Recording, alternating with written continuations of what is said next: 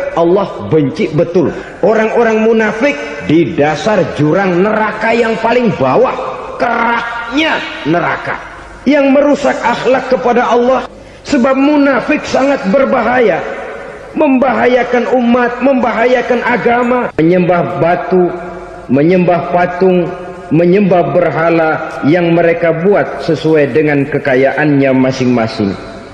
360 berhala di sekeliling Ka'bah merupakan bukti nyata dari sesembahan mereka. Yang kaya membuat berhala dari emas lalu disembah. Yang setengah kaya bikin patung dari perak lalu disembah. Yang hampir miskin bikin Tuhan dari kayu lalu disembah. Yang miskin benar tepung terigu diadonin lalu dibentuk seperti wujud seseorang, kemudian disembah. Dan apabila selesai nyembah, perutnya terasa lapar, Tuhannya habis dipretelin. Sepanjang sejarah kemanusiaan, cuma masyarakat jahiliyah saja yang sampai makan Tuhan. Sesadis-sadisnya bangsa Indonesia belum pernah sampai makan Tuhan. Maka menghadapi manusia seperti ini, yang pertama dilaksanakan oleh Rasul, memperbaiki akhlak mereka kepada Allah, menanamkan la ilaha illallah, bahwa tidak ada Tuhan yang perlu disembah selain daripada Allah subhanahu wa ta'ala. Ini hakikatnya merupakan inti daripada ajaran Rasul-Rasul terdahulu. Kenapa? Seluruh Rasul bersumber dari satu sumber yang sama, yaitu dari Allah subhanahu wa ta'ala. Maka prinsip ajaran ketuhanan yang mereka bawa tentu saja sama. Nabi Adam mengajarkan la ilaha illallah, Nabi Nuh mengajarkan la ilaha illallah, cuma tentu sambungannya Nuh Rasulullah. Nabi Ibrahim mengajarkan la ilaha illallah, Ibrahim Rasulullah. Nabi Musa mengajarkan la ilaha illallah, Musa Rasulullah. Bahkan Nabi Isa mengajarkan la ilaha illallah, Isa Rasulullah. Dan Nabi Muhammad mengajarkan la ilaha illallah, Muhammadur Rasulullah. Akhlak manusia kepada Allah dengan menanamkan tauhid. Jadi kalau ingin berakhlak yang benar kepada Allah, jaga tauhid, pegang teguh akidah. Saudara-saudara kaum muslimin rahimakumullah, lawan daripada tauhid adalah kufur. Kufur bisa dua, bisa kufur iman, bisa kufur nikmat. Kufur itu sifatnya, kafir itu orangnya. Ada orang kufur iman, dan ini merusak akhlak kepada Allah subhanahu wa ta'ala. Kufur iman itu kadang-kadang bentuknya syirik, orangnya disebut musyrik. Kufur iman itu kadang-kadang bentuknya nifaq, orangnya disebut munafik. Kufur iman itu kadang-kadang bentuknya riddah, orangnya disebut murtad. Ini merupakan jenis daripada kufur-kufur iman dan tergelincirnya manusia daripada akhlak kepada Allah subhanahu wa ta'ala. Benar, di zaman sekarang kita tidak menyembah berhala. Memang di zaman sekarang kita tidak menyembah patung. Iya, kita tidak berkeyakinan Tuhan lebih dari satu. Tapi kadang-kadang akhlak kita kepada Allah sering lentur dan luntur, sering bergoyang dan tergoncang, sering kena erosi dan polusi. Bahwa kita tidak menyembah Latta, Uzza, Manat dan Hubal seperti masyarakat jahiliyah dahulu, memang.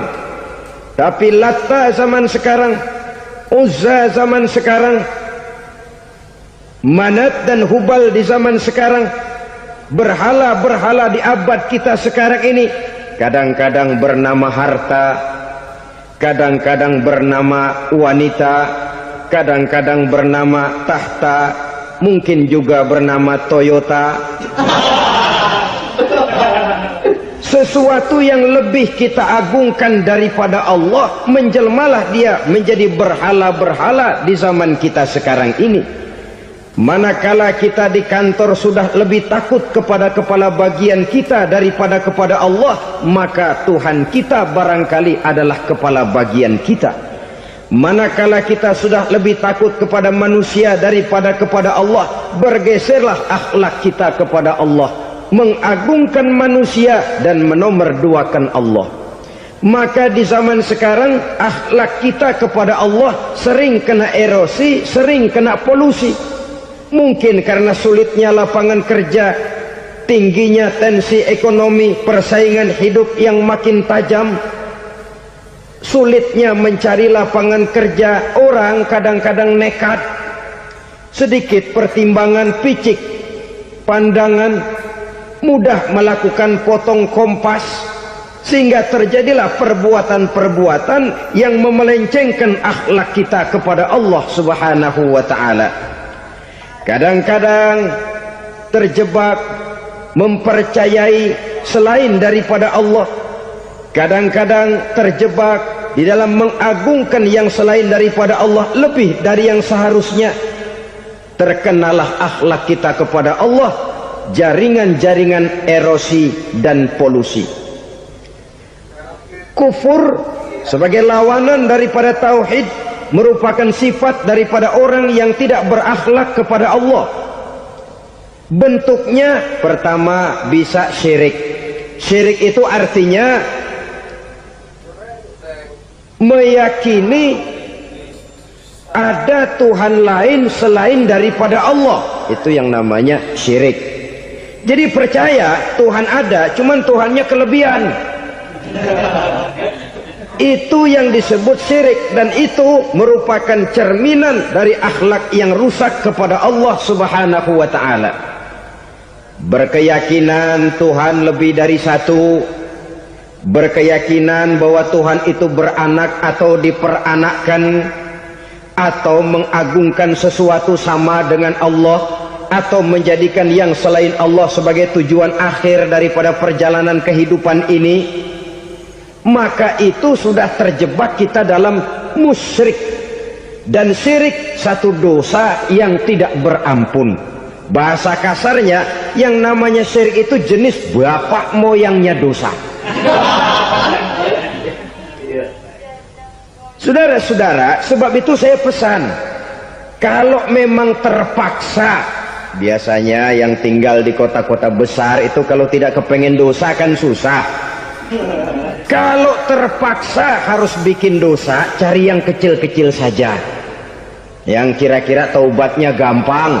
Umpamanya pulang sholat Jumat nukar sendal, umpama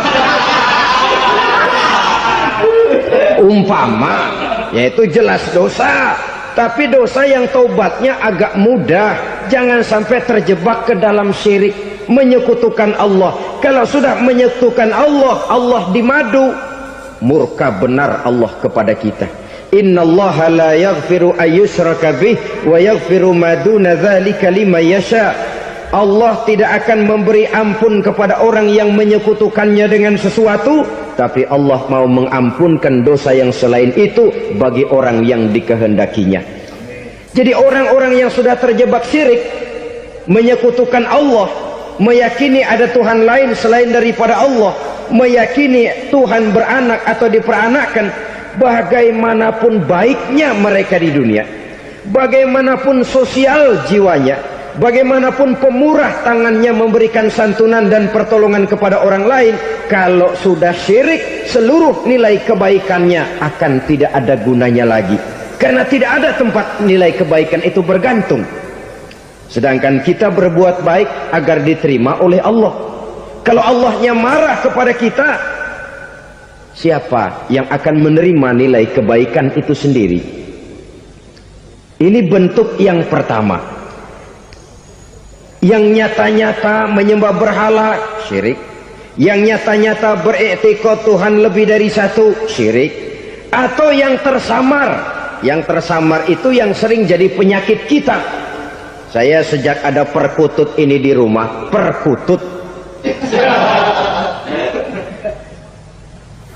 Saudara-saudara, yang merusak akhlak kepada Allah, yang merusak tauhid setelah syirik, bisa juga berbentuk nifak. Nifak itu sifatnya, orang yang punya sifat nifak disebut munafik. Asal katanya dari nafakun.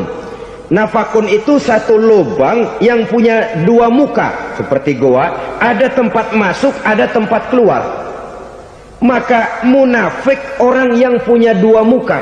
Kalau bahasa kita, pandai bermain minyak di atas air, manis jika berhadapan, balik belakang lain bicara. Sehingga apa yang dinamakan nifak, kata Imam Ali Al-Jurjani dalam kitab ta'rifatnya, izharul imanu bil lisan wa kitmanul kufri bil qalbi. Menyatakan, menampakkan iman dengan lidahnya, tapi menyembunyikan kekafiran dalam hatinya. Dengan kata lain, lidahnya mah iman, hatinya mah kafir. Padahal hati itu yang dilihat, padahal hati itu yang dinilai. Kenapa lidahnya mengaku iman? Ya mungkin karena kepepet, mungkin karena kepentingan, mungkin karena ingin mencari kelemahan orang, lalu dia pura-pura beriman, tapi sesungguhnya hatinya kufur. Ini merupakan penyakit munafik. Dan terus terang, menghadapi orang munafik jauh lebih berat daripada menghadapi orang kafir. Kenapa? Munafik ini kan musuh dalam selimut. Mau dibilang musuh nyata-nyata, apalagi di zaman Rasul ya, ketika periode Madinah, berat sekali menghadapi orang munafik. Mau dibilang kafir, kalau ketemu assalamualaikumnya medok juga. Mau dibilang mukmin, di belakang ngegerundel, nyari-nyari penyakit, nyari-nyari lantaran, mencari-cari gara-gara. Kalau kafir jelas kafirnya, kalau musyrik jelas musyriknya. Tapi munafik, di depan kita dia mengaku beriman, di belakang kita dia caci maki kita. Maka demikian rupa watak orang munafik, Allah benci betul. Sampai dalam Quran orang munafik itu divonis innal munafikin fid darkil asfal minan nar. Orang-orang munafik di dasar jurang neraka yang paling bawah, keraknya neraka. Saudara-saudara kaum muslimin rahimakumullah, sebab munafik sangat berbahaya, membahayakan umat, membahayakan agama. Di depan kita mereka ngaku pura-pura beriman, kalau pidato luar biasa memuji agama setinggi langit, menampakkan seolah-olah dia orang yang dekat dengan agama. Saudara-saudara, agama penting, agama mutlak. Tapi yang ngomong begitu agamanya apa? Remeng-remeng. Cuma sekedar lipstick, cuma sekedar dekorasi, cuma sekedar kamuflase, buat ngibuli orang lain. Dia mengaku beragama, mengatakan agama mutlak, menganggap agama penting, seolah-olah memperhatikan benar tentang tatanan kehidupan beragama, tapi sebenarnya di hatinya tidak lebih berkecamuk penyakit-penyakit kufur. Maka sifat munafik ini termasuk menodai tauhid, artinya merusak akhlak kita kepada Allah Subhanahu wa ta'ala. Sifat yang ketiga yang juga merusak akhlak kita kepada Allah dinamakan riddah. Riddah itu sifatnya, orang yang punya sifat riddah disebut murtad. Murtad keluar dari Islam. Keluar dari Islam tentu tadinya di dalam Islam. Oleh satu perbuatan dia bisa menjadi murtad. Misalnya tadinya dia iman benar kepada Allah, tapi melarat. Kadang-kadang sehari masak, 3 hari libur. Akhirnya oleh kesulitan ekonomi dia tidak kuat. Ada yang menawarkan kebaikan, dibawain supermi, dibawain obat-obatan, diberikan beras. Goyah imannya. Keluar dia dari Islam, ikut agama orang yang memberikan pertolongan kepadanya, memilih kesenangan sebentar dengan mengorbankan kebahagiaan yang kekal. Maka orang semacam itu riddah sifatnya, murtad orangnya, keluar dari Islam. Dan yang menyebabkan kita murtad bukan cuma orang nyata-nyata memproklamirkan diri keluar dari Islam lalu mengikuti agama orang lain, bukan cuma itu. Mengakui ada Rasul lagi sesudah Nabi Muhammad bisa menyebabkan kita murtad. Mengingkari nikmat Allah bisa menyebabkan kita murtad. Meyakini semua agama benar bisa menyebabkan orang menjadi murtad. Meragukan kesempurnaan dan kelengkapan Al-Quran bisa menyebabkan orang jadi murtad.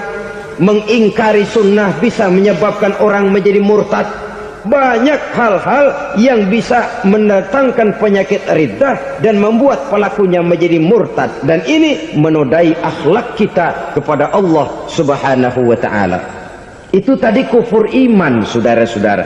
Nyata-nyata mengingkari Allah, baik dalam bentuk syirik, nifak ataupun riddah.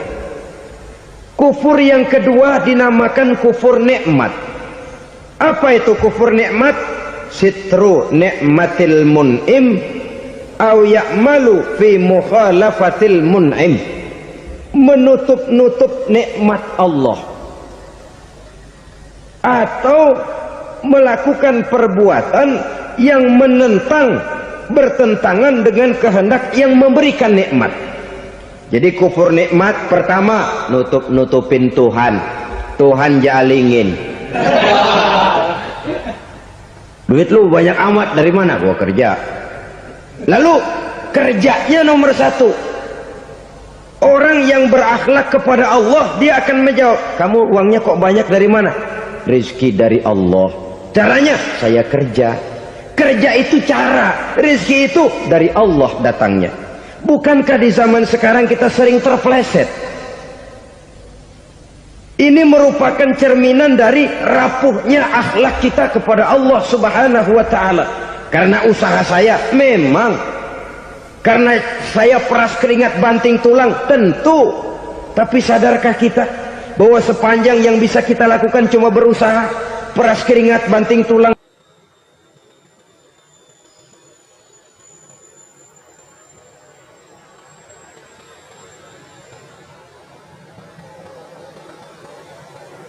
Soal rizki, soal jodoh, soal maut, kitakah yang mengatur? Kitakah yang menentukan? Subhanallah. Manusia sungguh tidak berdaya menghadapi tiga hal paling pokok ini. Rezeki, kita cuma bekerja. Kitakah yang menentukan? Tidak. Kita berusaha saja, rezeki belum pasti dapat. Apalagi kalau kita tidak berusaha. Jangan terjebak dalam fatalisme. Belum perang udah nyerah. Emang dasar rezeki datangnya dari Tuhan, gak usah kerja, dan ntar juga kalau dia datang. Dari mana datangnya? Kerja saja belum tentu dapat rezeki, apalagi kalau tidak kerja. Yang jelas usaha perlu kepastian, itu urusan Allah. Ini akhlak kepada Allah Subhanahu wa ta'ala. Jodoh juga begitu. Kita berusaha, kita berupaya, Allah menghendaki lain jadinya. Maut juga begitu. Siapa sih yang pengen ngadepi maut? Siapa sih yang pengen mati? Siapa sih yang pengen ketemu malaikat Israel? Tidak seorang pun kalau ditanya, kecuali mereka yang putus asa ya. Kalau otaknya masih normal, mau mati mesti belakangan dulu udah dikit. Tapi yang satu itu, saudara, kalau dia sudah datang, tenaga mana yang bisa menolak? Kalau dia sudah berkunjung, kekuatan mana yang bisa menghindar? Kalau dia sudah ingin bertemu, kemana kita bisa melarikan diri? Manusia sepanjang yang dia lakukan hanya berusaha, tapi kepastian, ketentuan dari Allah Subhanahu wa ta'ala. Orang yang kufur nikmat, nutupin Allah. Dia merasa rezekinya adalah mutlak peras keringatnya, seolah-olah Allah nggak punya peranan apa-apa di situ. Oh, ini kan saya bisa rumah begini karena saya kerja keras. Oh, ini mobil saya begini saya kerja keras. Peras keringat banting tulang keras.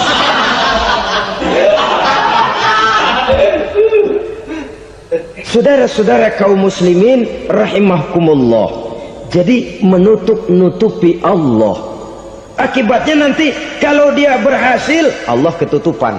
Kalau dia gagal, orang lain dicaci maki, dicari kambing hitam. Yang kambing hitam kan mahal. Karena orang sering cari-cari kambing hitam. Jarang orang mau jujur kalau bertemu kesulitan lalu mencari sebab pada dirinya sendiri. Yang paling enak ya nyalain orang. Lo begitu. Orang lain yang paling enak kita salahin. Au ya'malu fi mukhalafatil mun'im, atau dia melakukan sesuatu yang tidak sesuai dengan kehendak yang memberikannya nikmat. Diberikan kita tangan, mulut sih nggak berhenti, terima kasih Tuhan, alhamdulillah saya dikasih tangan. Cuma nih tangan enteng mat nabokin orang mulu. Itu sudah mukhalafatul mun'im, bertentangan dengan kehendak yang memberikan nikmat.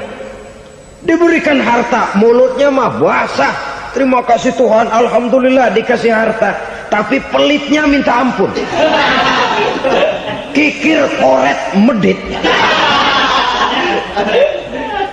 Ini juga termasuk kufur nikmat, mempergunakan suatu nikmat bertentangan dengan kehendak daripada yang memberikan nikmat itu sendiri. Saudara-saudara kaum muslimin rahimakumullah, oleh karenanya kufur iman memang lebih bahaya daripada kufur nikmat.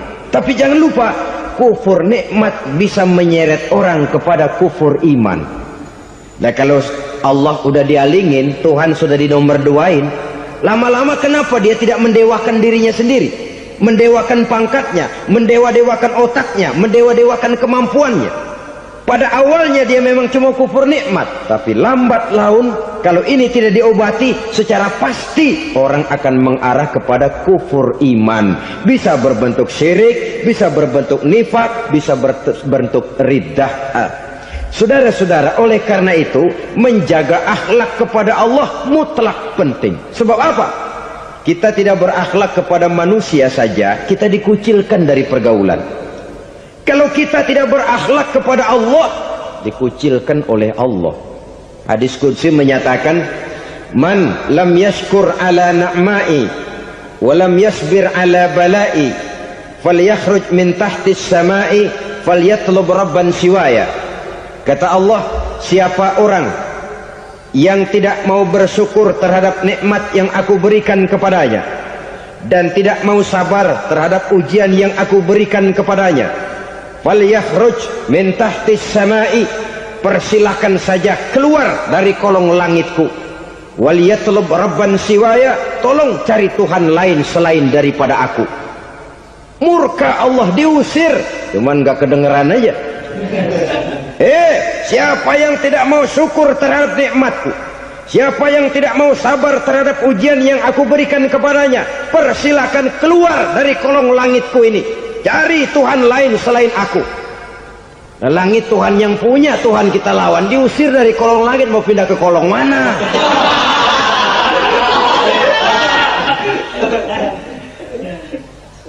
Jadi jangan merasa kufur nikmat kan enteng. Iya, kelihatannya begitu, tidak sebahaya kufur iman. Tapi kufur nikmat ini merupakan anak tangga yang kalau kita sudah mulai naik, kita akan naik terus sampai kepada tingkat di mana kita mengalami kufur iman. Kalau sudah ke sana, maka akhlak kita kepada Allah terkenalah erosi, terkena polusi, hancur akhlak kepada Allah, dan itulah sumber kesengsaraan abadi. Kalau cuma kita tidak berakhlak kepada manusia, barangkali resikonya cuma kehidupan di dunia ini. Mungkin juga ada kehidupan akhirat. Tapi kalau sudah tidak berakhlak kepada Allah, dunia akhirat kita rugi dan celaka. Maka pada kesempatan ini saya mengajak, marilah jaga baik-baik akhlak kita kepada Allah. Satu kali kita bertauhid, sampai mati kita bertauhid. Satu kali la ilaha illallah, jangan tergelincir lagi kita keluar daripada kalimat itu. Satu kali kita bertuhankan Allah, jangan bertuhan yang lain selain daripada Allah. Jangan sekutukan Allah, jangan samakan Allah dengan sesuatu, jangan mengangkat yang lain sama agungnya dengan Allah. Sebab dengan demikian kita seolah-olah sudah mengotori akhlak kita kepada Allah subhanahu wa ta'ala.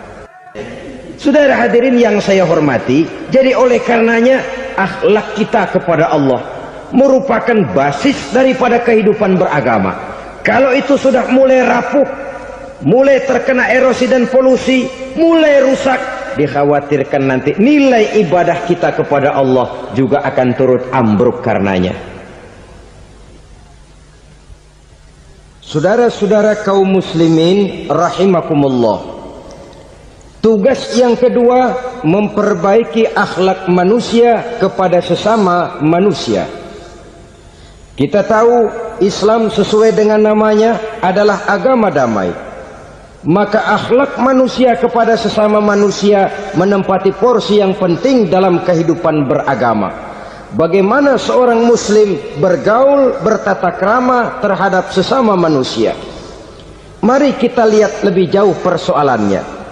Untuk memudahkan pembicaraan dari kacamata agama, kita kelompokkan saja manusia itu dalam dua. Pertama yang seiman, dan yang kedua yang tidak seiman. Yang tidak seiman itu kita sebut saja kufur atau kafir. Nah, kepada yang kafir pun kita diajarkan untuk berakhlak, apalagi kepada yang memang nyata-nyata seiman, sekeyakinan, seakidah. Kemanapun Islam datang, ke negara manapun ia masuk, ia tidak menaburkan kerusakan. Jadi tidak benar kalau orang pernah itu menggambarkan, saking sentimennya seorang orientalis pernah menggambarkan Nabi Muhammad di tangan kirinya Quran, di tangan kanannya pedang, menggambarkan seolah-olah Islam dikembangkan dengan kekerasan. Sebenarnya tidak sama sekali. Kalaupun dalam sejarah perkembangan Islam pernah terjadi perang, maka perang dalam Islam sesungguhnya apabila kita amati sejarahnya bukan untuk memaksakan agama, karena memang agama tidak bisa dipaksakan, tetapi justru untuk mempertahankan agama dari segala macam hambatan, rintangan, hinaan dan fitnahan. Tapi kemanapun yang jelas Islam masuk, dia tidak pernah membuat kekacauan, kerusuhan ataupun penghancuran. Candi Prambanan bahkan dipugar, gereja-gereja tidak ada yang dihancurkan oleh umat Islam. Kenapa? Islam agama damai. Soal agama, soal lakum dinukum waliyadin, la ikraha fid din, qad tabayyana ar-rusdu minal ghayy. Tidak ada paksaan dalam beragama, sebab nyata yang benar dengan yang tidak benar. Belum pernah ada orang kafir masuk ke perkampungan orang Islam lalu dikejar-kejar, diteriakin kafir, kafir, sunatin.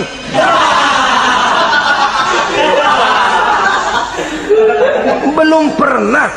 Kenapa? Islam menghormati orang lain agama. Nah, yang kafir ini macam-macam, saudara. Ada kafir harbi. Nah, ini kafir kerok. Ini kafir yang nyata-nyata memproklamirkan permusuhan kepada umat Islam, nyata-nyata mengganggu ketenangan umat Islam. Kafir yang seperti ini yang boleh diperangi.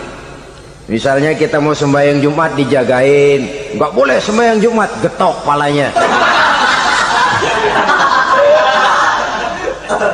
Kafir harbi artinya tantangan perang datang dari mereka, bukan kita yang mulai, mereka yang buka front.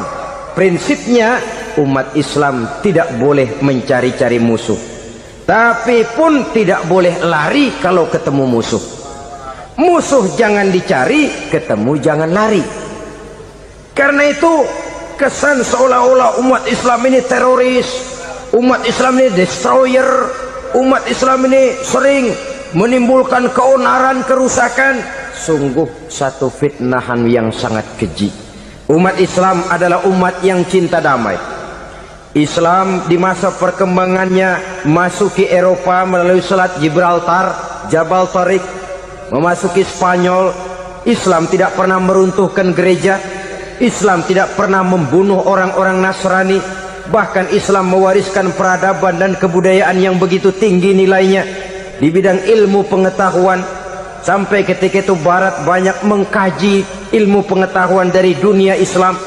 buku-buku berbahasa Arab diterjemahkan ke bahasa Yunani, dipelajari oleh para cendekiawan di negeri barat sana. Mereka mengambil manfaat yang banyak dari masuknya Islam ke Eropa, sementara gereja tetap berdiri dengan megahnya. Kuil-kuil tempat peribadatan tidak satupun yang diusik-usik. Kenapa? Islam agama yang cinta damai. Asal dia tidak diganggu, asal kehormatannya tidak dihinakan. Jadi kafir harbi, kafir yang nyata-nyata nantang perang, ngajak belekahi, itu kafir yang nyari penyakit. Kafir harbi ini boleh diperangi dengan catatan mereka yang memang mulai.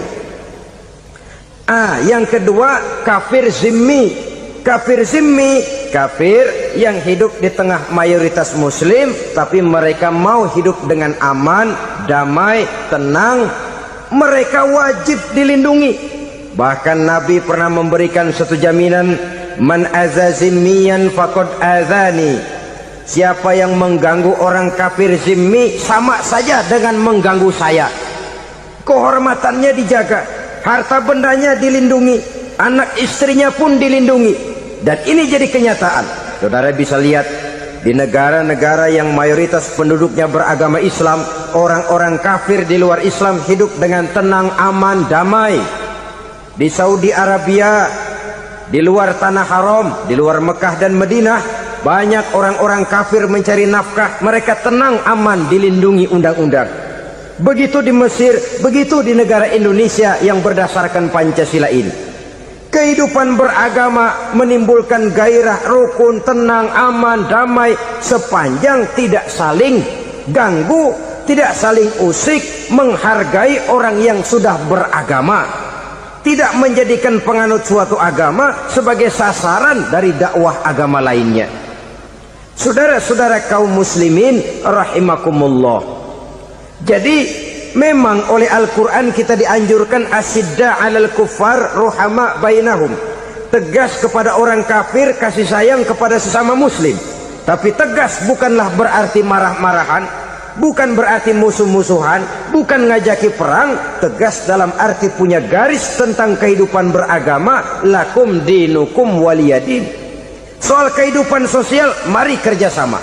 Bangun jalan, ayo rame-rame. Siskamling, mari bebarengan. Bikin puskesmas, mari sama-sama. Tapi kalau sudah soal agama, itu tidak perlu ada toleransi agama. Yang perlu toleransi antar umat beragama. Kalau umatnya mau kerjasama silakan, tapi tidak menyangkut soal ibadah.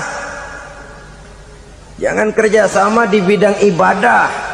Itu kerjasama yang salah pasang, saudara-saudara. Sehingga dengan demikian toleransi adalah menyangkut kehidupan antar umat beragama. Sedangkan agama sendiri punya kapling yang nyata. Sehingga dengan demikian tegas kepada orang kafir dalam arti kita punya satu kepribadian, tidak ngambang. Enggak, lalu kalau ditanya orang, sebenarnya agama lu apa sih? Gua mah gimana musimnya aja. Agama pakai musim kayak rambutan. Akhirnya ya begitu, musim-musiman. Ke masjid kelihatan, ke gereja hayo, ke candi nongol, ke apa? Bingung malaikat bagaimana nyatetnya nih bocah ini. Di mana aja ada. Kita punya satu kepribadian. Saya muslim dan garis saya ini, lakum dinukum waliyadin. Bagi Tuhan persilakan agama Tuhan, bagi kami agama kami. Kami hormati Tuhan, Tuhan hormat kepada kami. Tapi soal agama, kaplingnya jelas. Kerjasama, mari urusan muamalah, bidang sosial. Yuk kita siskamling sama-sama dengan orang lain agama. Mari jaga kerukunan, kesatuan, persatuan, kekompakan. Perbaiki jalan yang rusak, mari sama-sama. Mendandani jembatan yang runtuh, mari sama-sama. Tapi sembahyang, kaplingnya lain-lain. Sebab Nabi juga dulu pernah ditawarkan begitu loh sama kafir jahiliyah dulu, Quraisy itu. Sudah Muhammad, sekarang begini saja, kita join aja daripada marah-marahan. Hari ini saya oke, menyembah Tuhanmu Allah. Besok gantian kamu menyembah Tuhan kita, Latta, Uzza, Manat dan Hubal. turun, qul ya ayyuhal kafirun la a'budu ma ta'budun. Soal ibadah kaplingnya jelas, tidak boleh dicampur adukkan. Sebab kalau tidak, kita akan mulai kehilangan identitas diri, dan disitulah krisis kehidupan keyakinan beragama dimulai dari krisis identitas. Hujan gede kan mulainya gerimis dulu. Di mana-mana ya gerimis dulu. Gerimis makin lama makin gede. Kita akan mulai dengan kehilangan identitas diri. Dari sana nanti kita malu mengakui keislaman kita. Kalau orang Islam malu mengakui keislamannya, ini kan ironi, menyedihkan. Ngakui Islamnya saja malu, menonjolkan keislamannya malu. Tidak ada rasa bangga beragama. Padahal ini modal dasar. Hanyalah dengan rasa bangga beragama kita lalu konsekuen.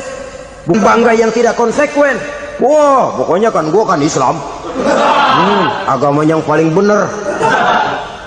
Tapi hidupnya sendiri jauh dari tuntunan Islam. Itu bangga yang tidak beralasan, bangga yang tidak perlu dibanggakan sebenarnya. Kebanggaan yang membuat kita konsekuen dan dekat dengan kehidupan beragama. Jadi dengan demikian saudara-saudara, kepada non-muslim kita juga harus berakhlak. Bukankah ini sudah dicontohkan oleh Rasul? Bagaimana beliau disambiti orang di Taif, yang menyambiti malah didoakan.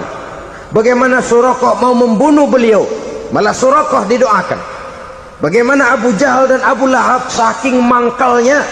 Ini Abu Jahal pernah gali lubang di kamarnya sendiri, di depan tempat tidurnya. Setelah dia gali lubang, ditutupin pakai keraras korma. Lalu dia tarik selimut, belagak meriang. Dia pesan pesuruhnya, bilangin Muhammad encangnya meriang. Pamannya sakit, minta ditengokin. Nabi dengan segala husnuzonnya berangkat nengokin. Abu Jahal dari balik selimut ngintip. Itu dia Muhammad, itu dia tuh. Dia tuh masuk Dani, masuk. Mulai dia jalan, senang Abu Jahal. Terus begitu ke pelosok, masuk ke lubang, gue pendem terus lalu. Memang niatnya mau mencelakakan Nabi. Sudah tinggal beberapa langkah lagi Nabi akan berjalan ke arah lubang itu. Malaikat Jibril ngasih tahu, Muhammad, Abu Jahal pamanmu cuma pura-pura sakit. Di depan tempat tidur itu ada lubang sudah dia gali untuk menjerumuskan kamu. Sudah balik pulang. Balik badan Nabi. Sudah hampir mau melangkah, kakinya malah muter pulang. Abu Jahal yang lihat Nabi sudah hampir jatuh nggak jadi, balik pulang. Lupa kalau lagi sakit. Udah Muhammad buruan sini. Ke pintu dia kejar, dia lupa sama lubang yang dia gali. Begitu dia kejar, dia yang ke pelosok masuk ke dalamnya. Sejak saat itu ada pepatah, man hafara hufratan waqa'a fiha. Siapa yang suka nggali lubang, dia sendiri bakal terpelosok ke dalamnya. Jatuh dia ke lubang yang dia gali. Padahal ya paling banter 2 atau 3 meter paling dalam.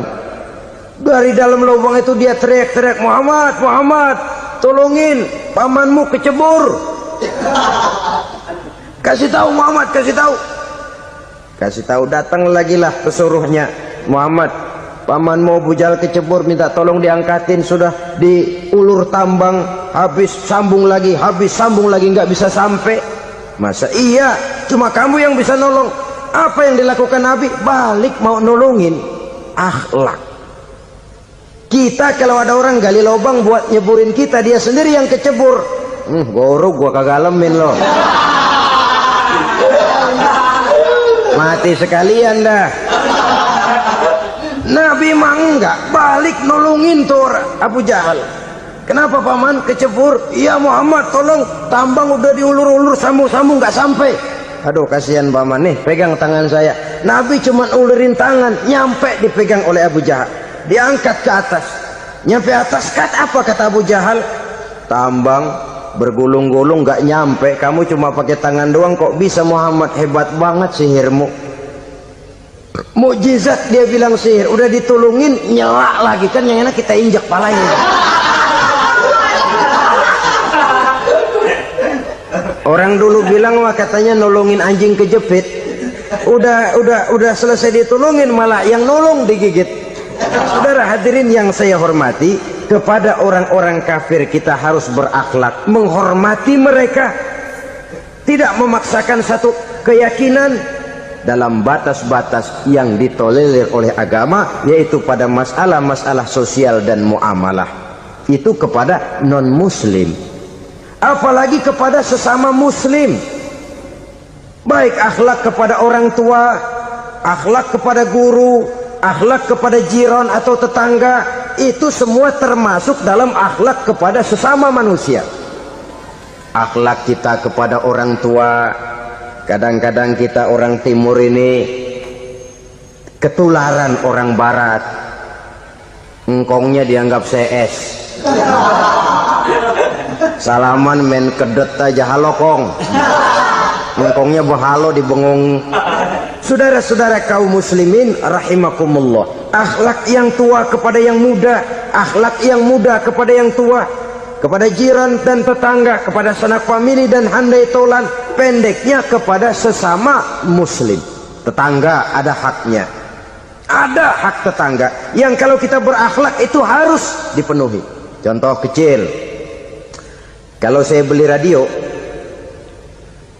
itu saya dong boleh berpikir, ini radio saya beli pakai uang saya setel di rumah saya, sekeras-kerasnya ada apa sama orang lain? Radio gua, yang beli gua pakai duit gua, gue setel di rumah gue, ada urusan apa sama orang lain? Itu kalau menurut saya. Tapi tetangga sebelah saya kan bisa juga ngomong begitu. Mata gue yang ngantuk, gue tidur di rumah gue, kenapa suara radio lu masuk kemari?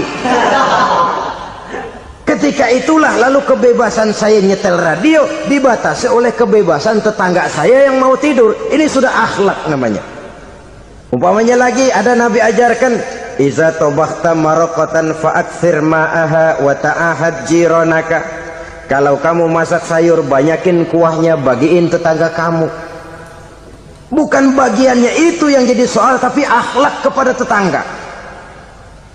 Udah tahu tetangganya kelaparan, diseksa, goreng ikan asin, se-RW baunya ngayap,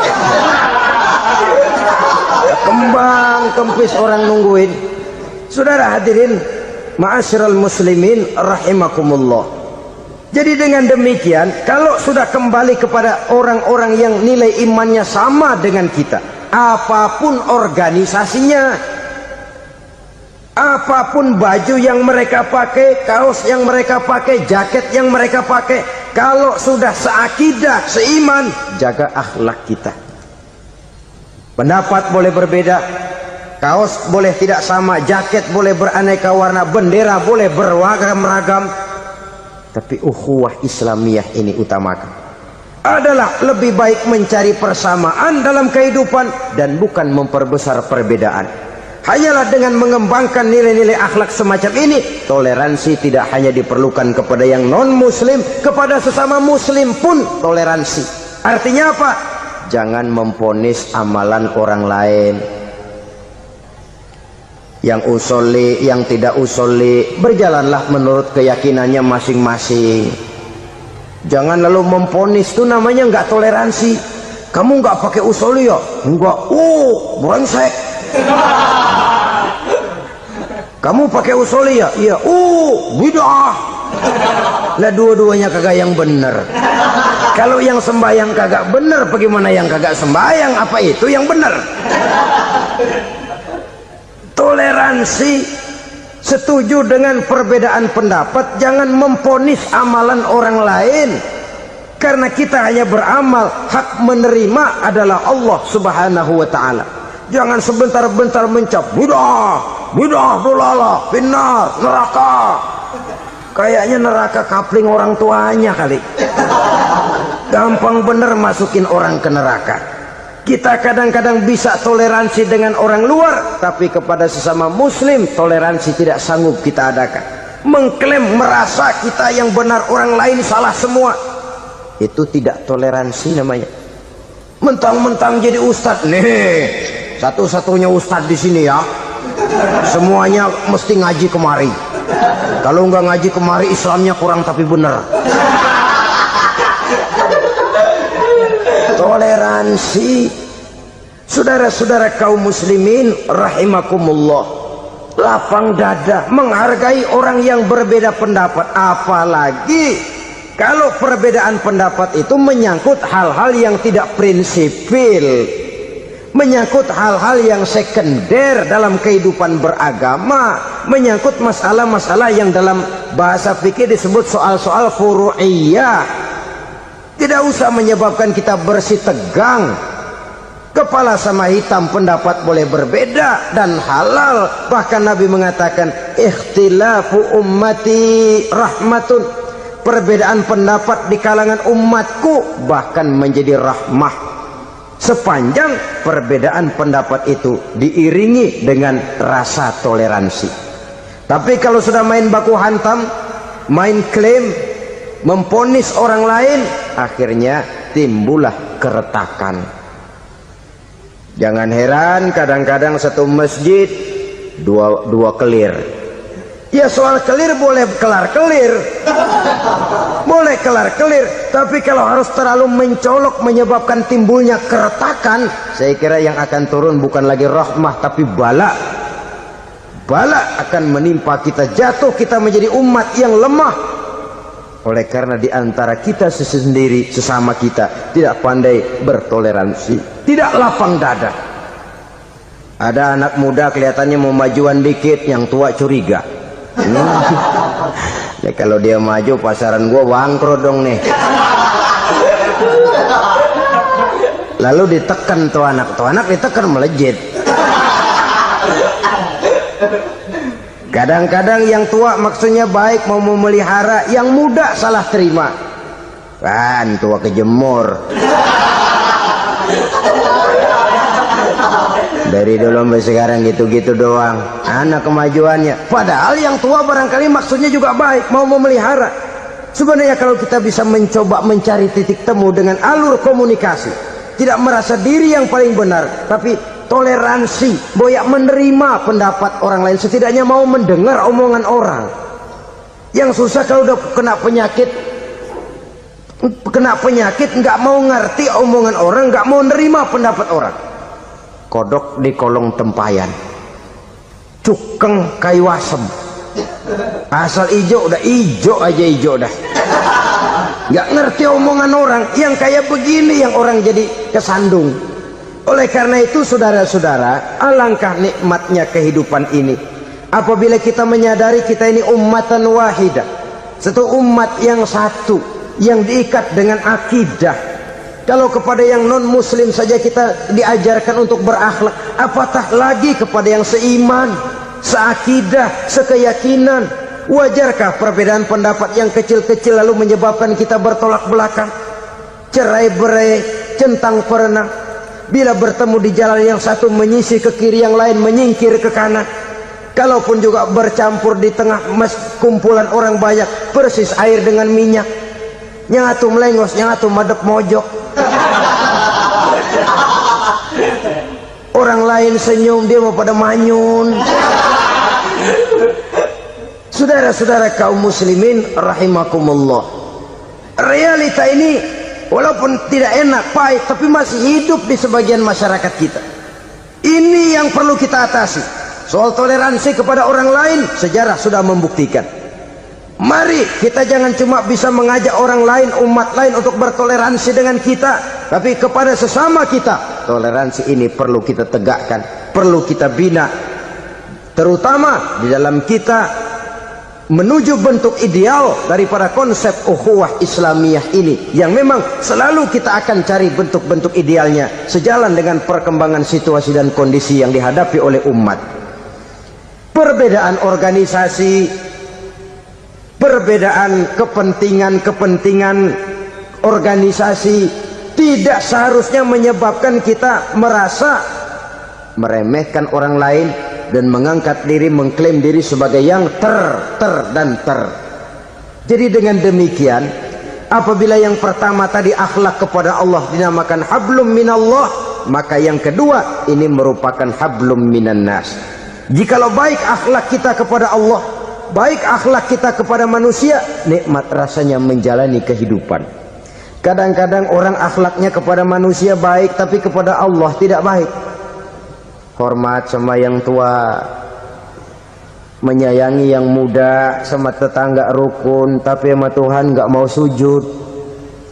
Ini baik kepada manusia, tapi tidak berakhlak kepada Allah. Atau sebaliknya, sujudnya sama Allah mah tekun, bener, khusyuk, bahasanya juga fasih, luar biasa.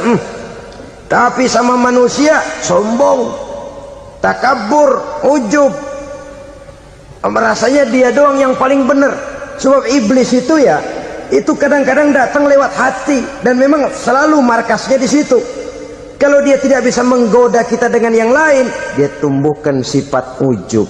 Dia bisikin, wah memang di kampung ini yang paling banyak ibadahnya ente. Yang lain mana, lihat tuh kerocok semua.